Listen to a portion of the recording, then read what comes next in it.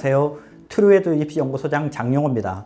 오늘은 2021학년도 대학별 분석 시리즈 홍익대 편입니다. 홍익대 편 올해 이제 특징이 몇 가지가 있는데 수시 모집에서 수능 최저가 완화됐어요. 홍익대가 다른 대학과 다르게 교과 전형, 종합 전형, 논술 전형 모두 다 수능 최저가 있거든요. 대부분 종합 전형이 최저가 대부분 없는데 홍익대는 최저가 있습니다. 있는데 다행히 최저가 완화되었다. 아시겠죠? 이 완화됐다라는 거는 학생 수도 줄고 뭐 등등 여러 가지 이유 때문에 최저 통과하기가 쉽지 않다. 예전에 비해서 이런 취지입니다. 일단 서울 캠퍼스를 기준으로 보시면 인문은 세계합이 6이었는데 세계합이 7이 됐고 자연계열은 세계합이 7인데 세계합이 8이 됐어요. 그다음에 홍대가 이제 미대가 알아주잖아요. 미대. 미대 같은 경우는 세계합이 8인데 세계합이 9로 최저가 하나씩 좀 완화됐다. 아시겠죠? 물론 여기서 탐구는 잘한 거 한 개 반영해요. 한 개. 그래서 탐구 과목 2개 보는데 잘한 거 하나만 반영하니까 이것도 참고 꼭 해주시고, 두 번째 큰 특징은 세종 캠퍼스 있죠. 홍익대 세종 캠퍼스가 적성고사를 시행을 하는데 올해 적성고사를 폐지해요. 폐지. 적성고사가 작년에 12개 대학이 있었는데 내년에는 완전히 다 폐지되거든요. 근데 올해는 그대로 가는데 홍익대 세종캠만 적성고사가 폐지된다. 논술은 유지되는데 적성고사 폐지된다. 이것도 두 번째 큰 특징입니다. 세 번째 특징은 홍익대가 서울 캠퍼스는 논술, 세종 캠퍼스는 적성고사 이렇게 되어 있는데 논술고사는 유지가 되는데 특징이 좀 많이 바뀝니다. 그래서 작년에는 논술이 60%, 그 다음에 학생부가 40%, 그러니까 내신이 40%였는데 올해는 논술이 90%였어요. 90%. 내신은 10%로 줄었어요. 내신 10%. 아시겠죠? 그래서 논술 비중이 높아졌다. 이렇게 보시면 되겠습니다. 홍익대 변한 건 아닌데 홍익대는 수능 전에 논술을 봐요. 아시겠죠? 건대 동국대는 수능 뒤에 보는데 홍익대는 수능 전에 본다. 그 다음에 네 번째 특징은 정시에서 수능 반영 비율이 바뀌어요. 서울 같은 데는 이제 인문계열은 국어가 비중이 높고 자연계열은 수학이 비중이 높겠죠. 비율 자체가 인문계열은 국어가 30%, 수학도 30%, 그 다음에 탐구가 25%, 영어가 15%. 자연 캠퍼스는 수학이 비중이 높겠죠. 국어가 20%밖에 안 돼요. 20%. 수학 가형이 35%. 아주 높습니다. 그 다음에 탐구가 30%. 그러니까 자연계열이니까 과탐이겠죠. 과탐이 30%. 그 다음에 영어가 15%. 그래서 자연계열은 수학 가형이랑 과탐 비중이 높고 인문계열은 국어 수학 비중이 높더라. 아시겠죠?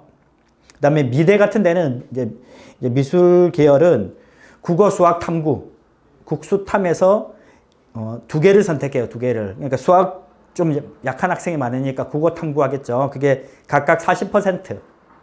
그리고 영어가 20% 이래 반영됩니다. 아시겠죠? 바뀐 게 이렇게 4가지가 있습니다. 4가지. 그래서 2021학년도를 정리를 해보면 서울 캠퍼스 기준으로 교과 전형이 있죠. 교과 전형은 이제 내신으로 뽑는데 내신 100%인데 인원은 383명. 이 383명이 특이하게도 홍익대는 교과, 종합, 논술 전부 다 뽑는 인원이 383명 똑같아요. 그래서 교과 100인데 수능 최저가 있다. 수능 최저가 완화됐다. 아시겠죠? 학생부 종합 전형 역시 383명 뽑는데 서류 100%예요. 서류 100%. 서류 100%니까 면접이 없는데 특이하게 수능 최저가 있더라. 미술우수자 전형이 있어요. 학종인데 미술우수자 전형은 좀 복잡합니다. 1단계는 교과 100이에요. 교과. 미대인데 홍대는 미대도 공부를 잘해야 되죠. 그래서 교과 100%로 6배수 뽑아요. 6배수. 그 다음에 2단계는 서류 100으로 3배수. 이 서류는 학생부랑 미술활동보고서. 이 미술활동보고서가 어떻게 작성하면 되는지 이런 것도 굉장히 좀 복잡합니다. 이거는. 3단계는 2단계 성적이 40% 반영되고 면접이 60%예요. 면접이 60%. 그래서 3단계 과정을 거친다 해보시면 되겠고, 그 다음에 논술. 역시 383명. 여기는 논술 90%, 교과 10%. 바뀌었죠. 60, 40에서 이제 90, 10%. 그래서 교과는, 교과 10% 반영되는데 전체 내신이 다 반영되는 게 아니라 국어, 수학, 영어, 그 다음에 탐구. 탐구는 사탐, 과탐이 있는데 문과는 사탐, 이과는 과탐 이런 게 아니라 내신 성적이 더 좋은 거 반영해요. 그러니까 이과인데도 사탐 성적이 더 좋으면 사탐 반영을 해준다 이렇게 보시면 되겠습니다. 교과별, 그렇죠. 국어 교과, 수학 교과, 영어 교과, 탐구 교과별 각각 상위 3과목씩 제일 잘 본 거 3개만 반영해갖고 총 12개 반영합니다. 12개. 홍익대는 기본적으로 이렇게 정리를 하시면 되겠습니다. 최종 정리를 한번 하겠습니다. 홍익대.